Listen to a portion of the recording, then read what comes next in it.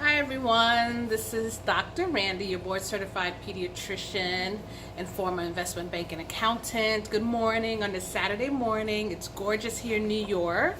So I was supposed to do a Facebook Live at 11 a.m. Eastern Standard Time, but as I was doing my test run, which I do every week, I noticed that the reception was terrible. I'm not quite sure what's going on. So instead of postponing again, I figure I'd just do a video and upload it at 11. So I apologize. I know we won't have the back and forth, but I figured I'd just upload it and we can discuss at a later Facebook Live. But I really wanted to disseminate this information because it's so important. So last week I started my financial wellness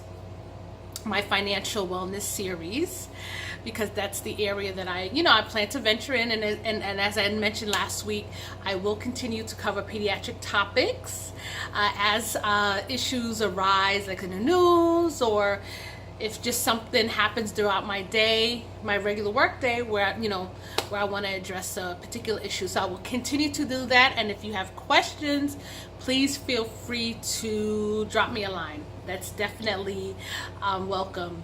So last week I spoke about, in order to get on the right financial track, you have to have the right mindset. I don't care how much you learn about budgeting, about investments, about the various aspects of financial, personal finance. If you don't have the right mindset, it's just not going to happen for you.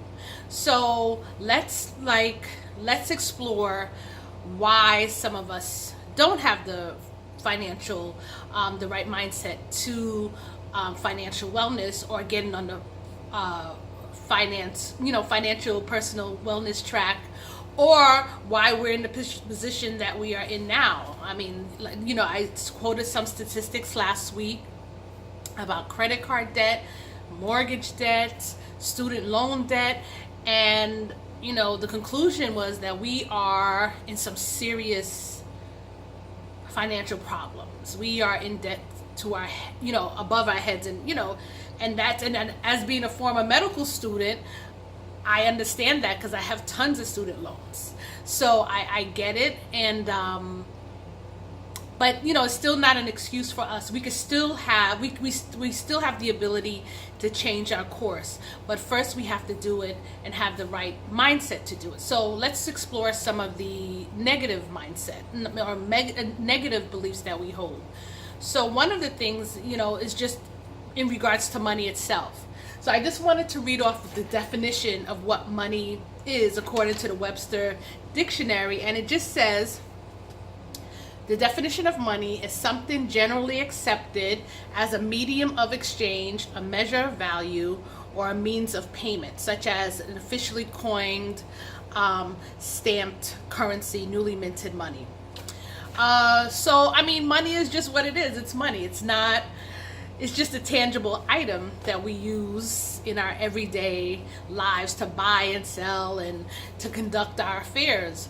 So, but there's so much emotion attached to it. So let's explore why. A lot of it has to do with how we were brought up.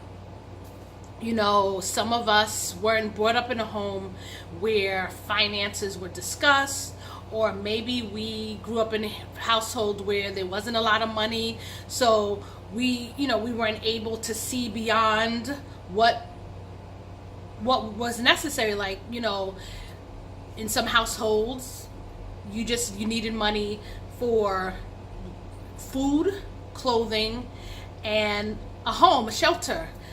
Investments weren't spoken about. Good money habits weren't spoken about.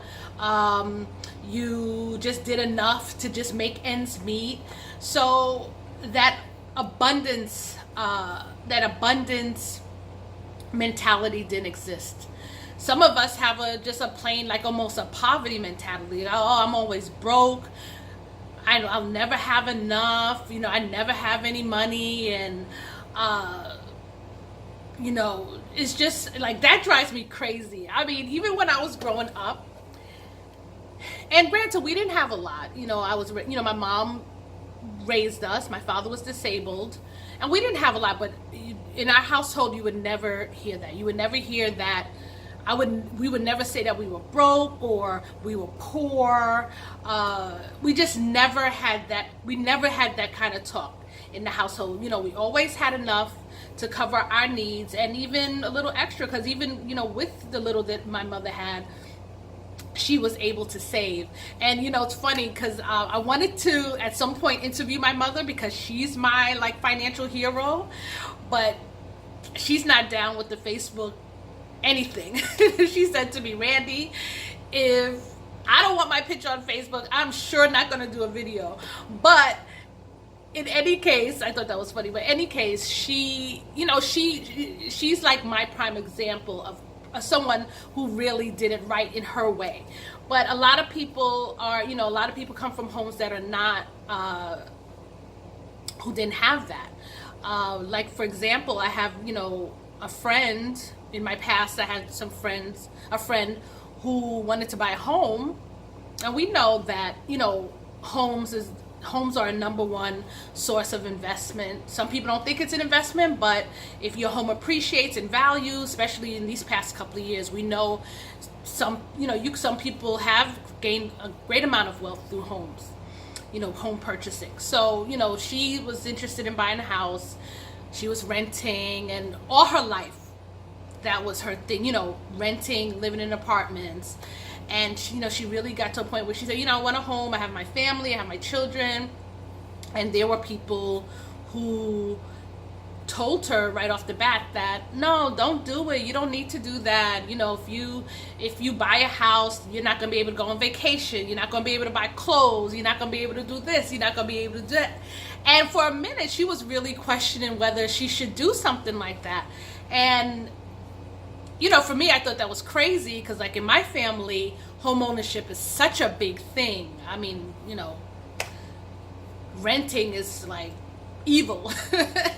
So for me, that was my environment. And so when we spoke, you know, when we talked about it, I was like, go get your house. And she's been in this home for almost 20 years now, and she's had her children, and she's grew up in it and have wonderful memories with her family. So if she had listened to the naysayers, she wouldn't have that. And plus, she has a great amount of equity in her home, which can be used at any point. You know, she could sell her house. She has this equity. You know, whenever she's ready to downsize, she'll be able to use it and put it towards something else.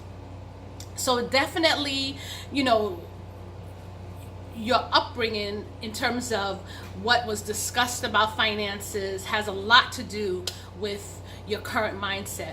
And either you came from a home where great money habits were established, money education were established. Some of us were lucky for that. Some of us were not.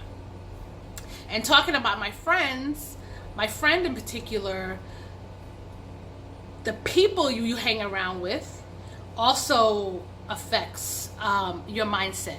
If you have, like my friend who was trying to buy a home, if you have someone who doesn't think in abundance, or who has that, well, I'm broke and I never have enough, I can't do this, I can't do that.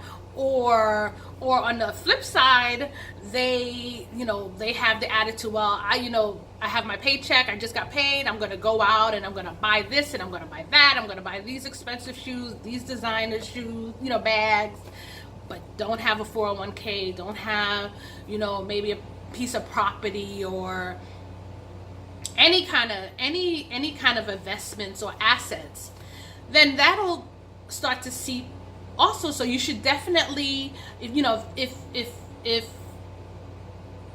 getting on the right financial wellness track is something that you want, you have to be around like-minded individuals. You have to think about, you have to be with people who feel the same way and who have been successful in securing their financial future.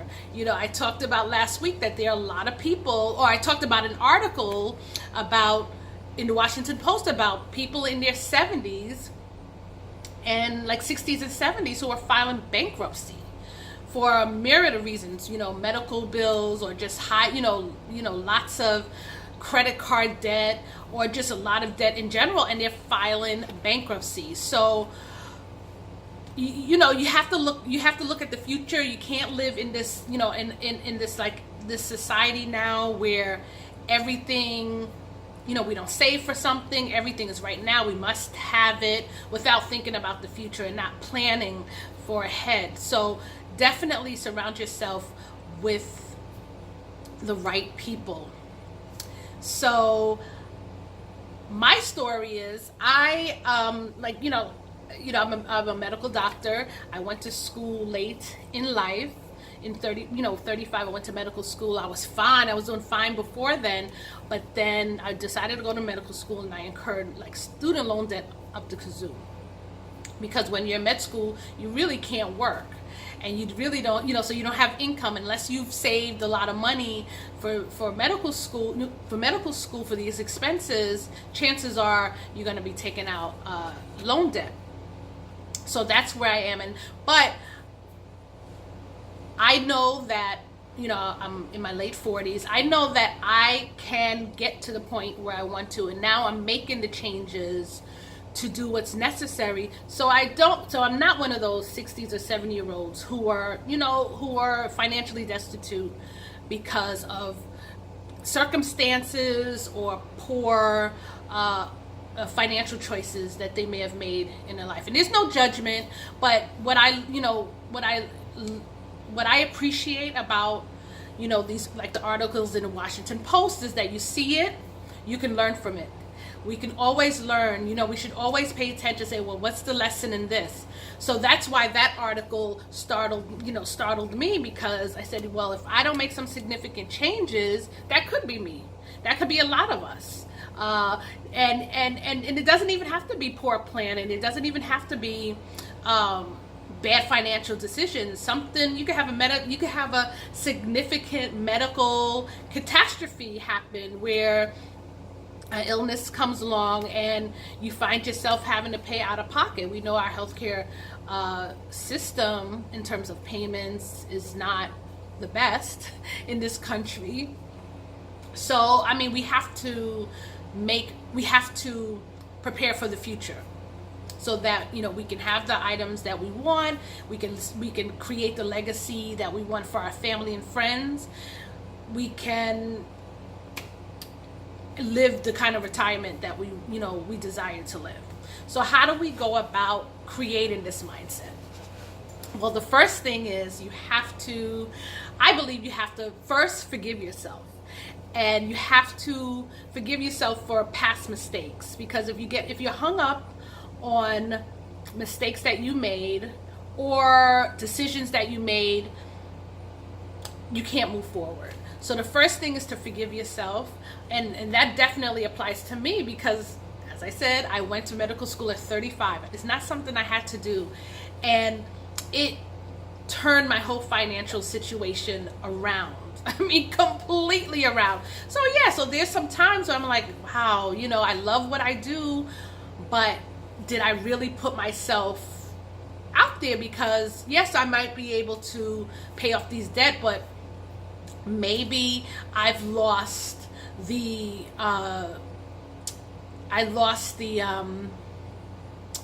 what's the word? I lost time. Yes, maybe I get to where I want to be in 5 or 6 years, but that's 5 or 6 years that I could have saved more. Or, I think about the 10 years in the 10 years in my training, from like 4 years of med school, 3 years of residency, not 10 years, so like 7 years, where I had to put everything on pause. So there's times like, oh, well, if I had gone through, then I would have a lot more. And so I immediately, when I go there, I stop. I said, no, you did this for a reason. You went to medical school for a purpose. All you have to do is just find ways to get to where you have to do. And I have control over that. So that's the wonderful part. So forgive yourself. And I just want to read this quote, which I thought was so pertinent. It was from, I got it off the internet, from a Brittany Castro, who's a certified financial planner and founder of Financially Wise Women. And it says, forgiveness is a powerful tool because it prevents us from being a prisoner to our past. If we shift our focus away from shame, we can make room for better practices and a healthier attitude towards money. It's important to acknowledge and accept what has happened, make apologies to yourself and those around you where necessary, and focus on moving forward. I think that is a fantastic quote. You know, just hey, you make mistakes, you do things, and you forgive yourself, you promise yourself you will do better, and you move on. That's it. That's all. That's it. You just move on. No regrets. Just move on. So I think that's the first step. Second, one of the other things you can do to develop a great mindset is to read affirmations or develop affirmations. Affirmations are so wonderful. I love it. When I first joined the academy, Dr. Dre asked us to post affirmations each day for a certain amount of time period, and I love that we did that in the beginning because it really motivated us to kind of move towards the next step in terms of our coaching process. And it just sets you in the right mind when you read positive quotes or read positive sayings. It could really change your mindset or whatever negativity that may be going on with you or any negative thoughts. It can reverse that. So affirmations are wonderful, and every day I read, some of the things, I'm a Christian, so I read a lot of like biblically based affirmations. I do have a book called The Positive Bible that has all these wonderful quotes in it. I read the Daily Word. And then, being on Facebook and then on Instagram, everyday people, my Facebook friends or Instagram friends are posting wonderful memes. And sometimes you feel like some of these things are directed at you for a particular reason. Like it definitely speaks to you for a particular reason. So affirmations every day. Get in the habit of reading the affirmation, writing down the affirmations. I'm going to get back into posting affirmations because I know some of the things that I posted, I still think about today, and it's really given me that like gung-ho, like, oh yeah, I can do this. I have, I can do it. So I need to continue reading and looking up things and just do what I do to get to the mindset that I need to move forward. Because it's not easy, if you are in a bad financial situation, you didn't get there overnight. It's probably taken years. So it's going to take some time to get yourself out of that situation. So you can, get whatever help that you can. And that's the first thing. Meditation is another thing. That's something I have to work on. I feel like my brain is always like moving, and to sit down and just be quiet is something I have to master. But I do like walks. I love to take walks around my neighborhood, along the, like when I'm at the beach, on the boardwalk. So that's a great way. That's how I kind of clear my mind, is by walking. I love to walk. I walk to the subway on my way to work. It's like, not the subway, but to one of our train stations that's a mile away. It's like a 20-25 minute walk. So not only do I get my exercise, I can clear my mind and set my thoughts for the day and for the future. So and as I mentioned before, the next step is to surround yourself with positive people who have the same, who are where you want to be, or who's trying to be, who's trying to get to where you are. Always just surround yourself by like-minded individuals. That's so important. I can't stress that enough. Definitely surround yourself by like-minded, positive people. No negativity. You do not need that. And once you, and the more you get into this place, you'll be able to feel negativity right away, and you'll just repel it or just not deal with it, because you have a sense of where you're going and where you want to be, and you're just not gonna deal with that. You're just not gonna tolerate that. Let me see if I've missed anything. I had 5 points. Oh, yes, visualization. Now that is something I master because I love visualization. I love to look in the future and see where I want to be. I love that. That's why visual boards are so important. That's why it's such a craze, because you're kind of making what's in your thought, you're kind of making it tangible and keeping it as, those boards are almost like a reminder of where you want to be. So that's why they're so important. But I can give you an example. I remember when I first graduated from undergrad. I was an accountant, so I had just graduated from accounting, my accounting degree, and the market was terrible. The market was awful. I knew people who were looking for jobs for 2 years, and I graduated from a pretty decent school, SUNY Buffalo. They had a great accounting program. They used to crank out CPAs like crazy. So, but there were people who were still having a difficult time. But I had a great friend, Jason Hunter. Hey, Jason! I hope you watch this video, because I am shouting you out. I'm going to tag you, as a matter of fact, because I want you to know how appreciative I was for you, and still am, because Jason got me into Morgan Stanley, and I started out as a temp. And it wasn't a permanent position, but I got myself in. And Morgan Stanley at the time was one of the top investment banks in the world, well respected, highly regarded, and I got my foot in during these turbulent times. But I was a floater. I was temporary. I wasn't doing what I went to school for. So, but what I used to do when I worked there, I didn't let that get to me. I did my interviewing, but what I used to do was visualize myself getting off on I forget where the accounting floor was. I don't know if it was the 9th floor or the 10th. Yeah, it was like the 9th or 10th floor. And I used to visualize myself getting off the elevator on the 9th floor, which was the accounting department. And I would step into the elevator, and instead of getting off on like the 3rd floor where the trading floor was, because that's where I was floating and doing like temp work, I visualized myself getting off on the 9th floor. And I do that every day, throughout the day, every day. And sure enough, within like 8 or 9 months of starting my temp position, I secured a full-time permanent position at Morgan Stanley, and I was there for 8 years. So it works, and I do that for everything. I mean, if there's something that I want, I say I'm going to get it, and I just visualize it, and it works. It absolutely works. And this brings me to my last point, declaration.